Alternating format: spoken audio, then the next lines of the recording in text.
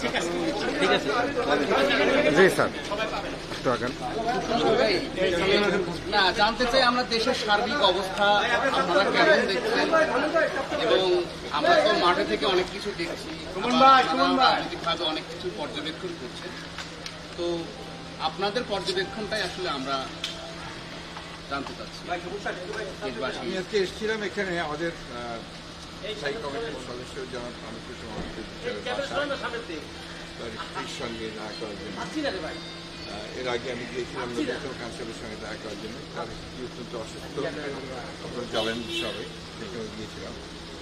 মূলত এই আসার কারণটা হচ্ছে যে আমরা যে ইনফরমেশনগুলো পাচ্ছি যে কারাগারে তাদেরকে নয়, সমস্ত বন্দীদেরকে, রাজনৈতিক বন্দী যাদেরকে এক মাসের মধ্যে যাদেরকে গ্রেফতার করেছে, তাদেরকে একটা অমানবিক একটা জীবনযাপন করছেন তারা। মানবেতর জীবন বলা যায়। তাদের সঙ্গে পরিবারের কোনো যোগাযোগ নেই, তারা কোনো কিছু পাঠাতে পারছেন না বা তারা কোনো যোগাযোগই করতে পারছেন না। টোটালি আপনার আইসোলেটেড বলা যায় আর কি।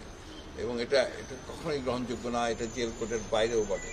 এবং তার যে অসুস্থ মানুষ, বয়স্ক মানুষ, খান ভাই, খসরু ভাই দুজনেরই বড় বড় অসুখ আছে, তাদের ওষুধগুলো তারা ঠিকমতো পাঠাতে পারছেন না। এমনকি ইনসুলিন, যে সেই ইনসুলিনও তারা সঠিকভাবে পাঠাতে পারেন না। আমি আপনাদের মাধ্যমে আমি যেটা জেল কর্তৃপক্ষকে বলতে চাই যে এই অমানবিক কাজগুলো এই মুহূর্তে করবেন না। আপনারা আগে অতীতে অনেক করেছেন, এখন দয়া করে এই অমানবিক কাজগুলো আপনারা করবেন না। আর দেশে এখন একটা, আমি বলবো যে একটা গণজাগরণ শুরু হয়ে গেছে। আপনারা লক্ষ্য করে দেখছেন যে এখন ছাত্র যে বৈষম্য বিরোধী যে আন্দোলন, সেই বৈষম্য বিরোধী আন্দোলনে সাধারণ সমস্ত মানুষ যোগ দিয়েছে, ছাত্ররা নেই এখন। তার অভিভাবক, চিকিৎসক, আপনার পেশাজীবী, শিল্পী, যারা আপনার সাংস্কৃতিক কর্মী, সাংবাদিক এবং সব ধরনের আপনার মানুষরা, সব পেশার মানুষ, সব ধরনের মানুষেরা কিন্তু আপনার এখানে যুক্ত হয়েছেন। এবং তারা যুক্ত হয়েছেন সব ভয়কে উপেক্ষা করে। এটাই হচ্ছে এইবারকার এই আন্দোলনের সবচেয়ে বড় যে দিকটা আমি লক্ষ্য করছি, যে মানুষের যে অন্যায়ের বিরুদ্ধে যে তারা জেগে উঠেছেন, যে জাগরণ তাদের সৃষ্টি হয়েছে। এবং আমরা যেটা সবসময় বলে আসছিলাম, তরুণদের জাগ্রত হবার কথা, সেই তরুণরা এবার জেগে উঠেছে। এই জন্যই আমরা অত্যন্ত আশাবাদী এই কারণে যে তরুণরা যেখানে জেগে ওঠে, ছাত্ররা যেখানে জেগে ওঠে, যুবকরা যেখানে ওঠে, সেই আন্দোলনকে পরাজিত করা কারো পক্ষেই সম্ভব না। আজকে এই ভয়াবহ দানবীয় যে ফ্যাসিস্ট সরকার, তারা যেভাবে হত্যা করেছে আমাদের সন্তানদেরকে, এটা অবর্ণনীয়, ভাষায় বর্ণনা করা যায় না। শত শত ছাত্রকে তারা হত্যা করেছে।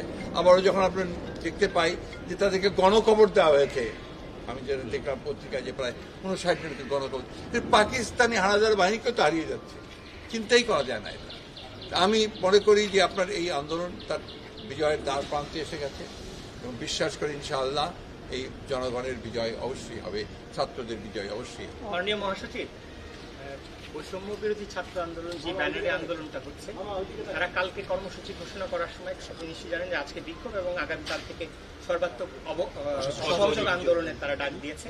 সেখানে স্পেসিফিক তারা নাম ধরে বিএনপি সহ অন্যান্য ডান বাম এবং ইসলামপন্থী রাজনৈতিক দলগুলোর কথা বলেছে এবং তাদের সবার সহযোগিতা চেয়েছে আর কি।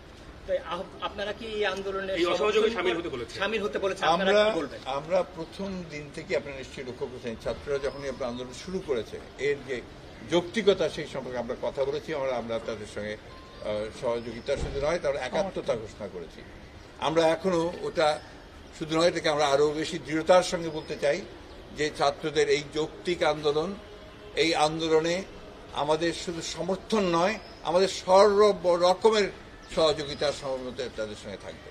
এবং যেহেতু তাদের আন্দোলন এটা, আমরা একটা রাজনৈতিক দল হিসাবে আমাদের যে দায়িত্ব কর্তব্য, সেই দায়িত্ব কর্তব্য আমরা পালন করছি, আমরা করতে থাকবো। এবং আমাদের সমস্ত দেশের সকল নেতা কর্মীকেও আমরা এই আহ্বান জানাতে চাই যে ছাত্রদের এই যৌক্তিক আন্দোলনে সকলের সর্বাত্মক সহযোগিতা প্রদান করা।